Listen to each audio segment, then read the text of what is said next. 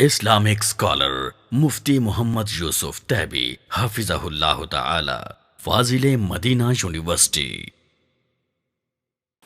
صدقۃ الفطر 2.25 کلو کے قریب، وہ گندم ہو، آٹا ہو، چاول ہو، کشمش ہو، کھجوریں ہوں، بازار کا ریٹ پوچھ لیں۔ بہتر تو ہے کہ اگر غریب کو کھانے دانے کی کمی ہے تو اس کو اجناس کی شکل میں ہی دیا جائے۔ اگر اس نے بیچ کر پیسے ہی حاصل کرنے ہیں تو پھر پیسے دے دو۔ تو جو کم از کم چل رہا ہے وہ تقریباً 300 روپیہ پر ہیڈ، ایک دن کا بچہ بھی ہو تو اس کی طرف سے بھی ادا کرنا ہے۔ جو غریب آدمی نہیں دے سکتا اس کو آپ لوگ دیں، اپنے صدقۃ الفطر اس کو دیں اور وہ اس میں سے اپنا صدقہ کسی اور کو دے دے، لیکن یہ سب پر لازم ہے، سب کو دینا ہے۔ ایک ہوتا ہے فدیہ، کہ جو عورت بچے کی پیدائش کی وجہ سے یا دودھ پلانے کی وجہ سے یا کسی بیماری کی وجہ سے، مرد ہو عورت ہو، بیمار ہے، لمبی بیماری ہے، تو وہ فدیہ دے۔ وہ فدیہ اس سے آدھا ہوتا ہے۔ اگر یہ 2.25 ہے تو وہ 1 کلو 100 گرام تقریباً، تو وہ راشن ڈلوا دے ایک روزے کے بدلے۔ وہ ہوتا ہے فدیہ۔ یہ ہوتا ہے فطرہ۔ فطرہ جو ہے یہ عید سے 2-1 دن پہلے دینا چاہیے۔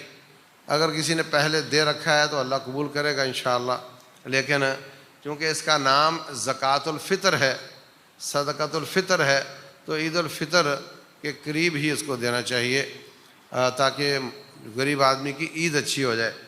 اور ایک ہوتا ہے اس کا قضا۔ تو قضا جو ہے وہ روزے کی جگہ جس کا عذر وقتی ہے، سفر پہ گیا ہے یا عورتوں کا ہفتہ چھوٹ گیا ہے یا وقتی جس کی تکلیف ہے، وہ اپنے روزے کی جگہ پہ روزہ رکھے گا، اس کو قضا کہتے ہیں۔ اور اگلے پورے سال میں سردیوں میں جب بھی اس کو آسانی لگے وہ پوری کر لے۔ اور جو لمبی تکلیف والا ہے وہ فدیہ، اور وہ کتنا ہے؟ 1 کلو 100 گرام تقریباً۔ اور جو صدقۃ الفطر ہے یہ 2.25 کلو ہے۔ اپنے حساب سے ریٹ دیکھ کر اگر پیسہ دینا یا اجناس دینی ہے تو یہ عید کی نماز سے پہلے دے گا تو یہ صدقۃ الفطر ہوگا۔ اگر لیٹ ہو گیا تو صدقۃ الفطر نہیں ہوگا۔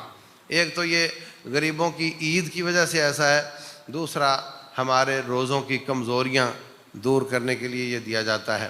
تو یہ جو جمع کرنے والے ہیں اس کو بھلے آج دے دیں آپ، جس نے جمع کرنا ہے، جیسے جماعت جمع کرتی ہے تو وہ عید کے قریب جا کر غریب تک پہنچا دے گی، اس کو پہلے دیا جا سکتا ہے کیونکہ وہ آپ کا وکیل ہے، وہ حقدار نہیں ہے۔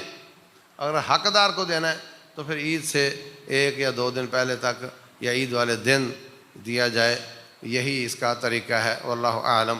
اللہم اشف مرضنا ومرض المسلمین، اذهب الباس رب الناس واشف انت الشافی لا شفاء الا شفاءک شفاء لا یغادر سقما۔